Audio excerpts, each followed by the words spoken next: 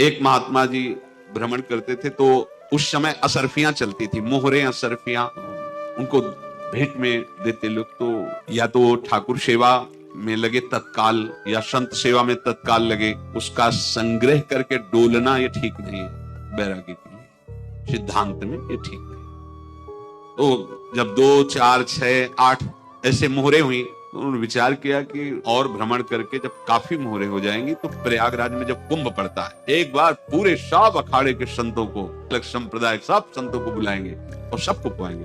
अब साधु है तो यही विचार करेगा, और क्या विचार करेगा। तो उन्होंने ऐसे डंडा बनवाया, बेंत, जो ऊपर से चूड़ीदार और भीतर पोला, और मोहरे उसमें डालते, और भ्रमण, जहां श्रद्धालु भगत सबके यहाँ जाना और इच्छा रखना कि एक मोहर तो दे दक्षिणा में। कामना कोई भी हो वो बांधती ही है, ध्यान रखना। इसीलिए प्रभु जो चाहे वो करे, अपनी चाह नहीं रखनी चाहिए, अपनी चाह प्रभु की चाह में मिला देनी चाहिए। फिर वो छड़ी भर गई, भ्रमण करने वाले महात्मा चूड़ी लगाई, इंतजार करते रहे। जब प्रयाग का कुंभ पड़ा तो चले। तो रास्ते में एक गांव में पूछा जाता है, जैसे कहीं रुको कि कोई श्रद्धालु ऐसा है जो संत सेवी है। तो कुछ लोगों ने बताया, हाँ एक परिवार है, बहुत संत सेवी है, और आपको मिलाते हैं उनसे। आइए महाराज, घर में रुका, खूब अच्छा हलवा पूड़ी पवाया, और जो घर के मालिक थे चरण दबाए। चरण दबाते उनकी दृष्टि पड़ी उस डंडे पे, इतना मोटा और ऊपर से कुछ चूड़ी सी भी नजर आ रही, इस डंडे में तो कोई रहस्य है ही है। अब महात्मा जी को खवा पिला के सुला दिया। महात्मा जी जब सो गए तो पत्नी से धीरे से कहा, और डंडा लाओ बाबा जी का। डंडा तो चूड़ीदार जो खुला पलटा है तो सैकड़ों मोहरे से संत रोज पधारे, आनंद हो जाए। फिर क्या, पत्नी से कहा नाक के कंकड़ लाओ। वो तो महात्मा जी तो खाए खीर पूड़ी, आराम से सो रहे। रात में पूरी प्लानिंग करके उसमें कंकड़ भर के चूड़ी लगाकर सिराने रख दिया, सारी मोहरे हटा दी। महात्मा जी आराम से छड़ी उठाए तो वजन पक्का। वैसे बड़े लोग चतुर होते हैं, पर ये नहीं जानते कि कर्म कितना भयानक होता है। और उनकी कोई संतान नहीं थी, पर धन में इतना प्रेम उनको था, बहुत सावधान। साधु महात्माओं के पास जो अर्थ है, गृहस्थी अगर आता वहीं से है, पर अगर उसको जोर जबरदस्ती या किसी छल कपट से, तो वो उसका विनाश ही करता है। आज तक का प्रमाण है। अब उनको ये भाव पता नहीं होगा, या पता होगा तो लोक के कारण वो उसको मान नहीं पाए होंगे। महात्मा जी गए प्रयाग में, किसी अखाड़े पर रुके और वहां प्रार्थना की कि कल जो है संपूर्ण अखाड़ों का निमंत्रण किया जाए और सब संतों को भोग पवाया जाए, उनको दक्षिणा भी दी जाए। मैंने सोचा कि बहुत बड़ा है तो उत्सव है, क्योंकि प्रयाग में कितने हजारों संत महात्मा सब। उनका महाराज बोरों इसमें चीनी और टीनो घी लगेगा, सब व्यवस्था। बोले आप एक हिसाब हम करेंगे, हमारे पास सब व्यवस्था है। बोले कुछ तो पहले दे दो, इकट्ठे देंगे हम। उनको था कि अगर हम छड़ी खोला और 2-4 मोहरे दी, किसी को पता लग गया तो गड़बड़ हो सकती। बोले हम भंडारे के समय आखिरी में सब कुछ आपको दे देंगे। ठीक।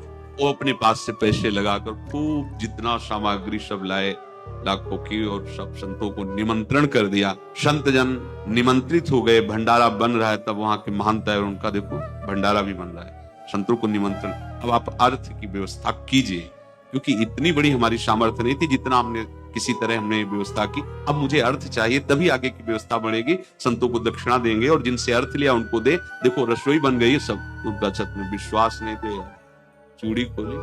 उनको तो था ना कि मोहरे हैं, कंकड़। तो जैसे कितना उनको सदमा लगा होगा, हजारों संतों का निमंत्रण, रसोई बन, तो संत हो के छल कपट। तो उनका महाराज आपने तो हमारा नाश कर दिया, जो महंत थे। अब बताओ, रसोई बन गई, संत निमंत्रित हो गए, और आप ये कंकड़ दिखा रहे हैं हमको। आपने तो हमें बर्बाद कर दिया, हमारी इतनी सामर्थ्य नहीं थी, आप पहले बता देते। संत होकर ऐसा छल कपट। और वो बोले तो क्या बोले, क्योंकि उनको पता था कि मोहरे हैं इसमें। अंदर से उनका चिंतन गया उसी से, अच्छा ऐसा धोखा हमारे साथ किया, भोगोगे तुम। ये जो निकलता है ना, भोगोगे, ये अकाट्य होता है। क्योंकि किसी का भी हृदय, मान लो किसी भी जीव जंतु को आप कष्ट दें और उसका हृदय आह भर जाए, तो वो आह वज्र की लेख है, तुम्हें भोगना पड़ेगा। वो देखो भीष्म जी को भोगना पड़ेगा। सांप को ऐसे धनुष की नोक से उठाया और बबूल के कांटों के ऊपर फेंक दिया, कई दिन तक छेदा हुआ, वो आह भर करके मरा। तो आपको 6 महीने बाणों की सैया पर आह किसी की ना लेना जिंदगी। कोई ऐसा कोई आह भर करके कह दिया तुम समर्थ हो, हम तो कुछ कर नहीं सकते, वो अंदर से दुखी, फिर तुम्हारी सामर्थ्य काम नहीं करेगी, मिट्टी में मिला देगी। फिर ये तो संत थे, और भगवत आराधना के लिए, संत आराधना के लिए ही ऐसा किए हुए थे। अब इनका कैसे मुंह दिखाएं, अब क्या करें।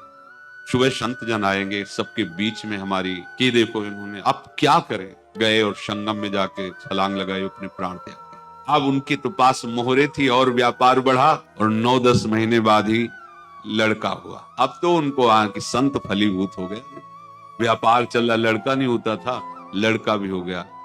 बड़ा आनंद छा रहा है। जब से वो प्रकट हुए और धन की वृद्धि शुरू हो गई, पढ़ाई लिखाई में उनके खर्चा हुआ, सब बस बीमारी शुरू हो गई उनके शरीर में। अब उसमें पैसा जाना शुरू हुआ। इतने आसक्त वो दोनों हो गए कि कुछ भी हो, व्यापार ठप, संपत्ति बेचना शुरू।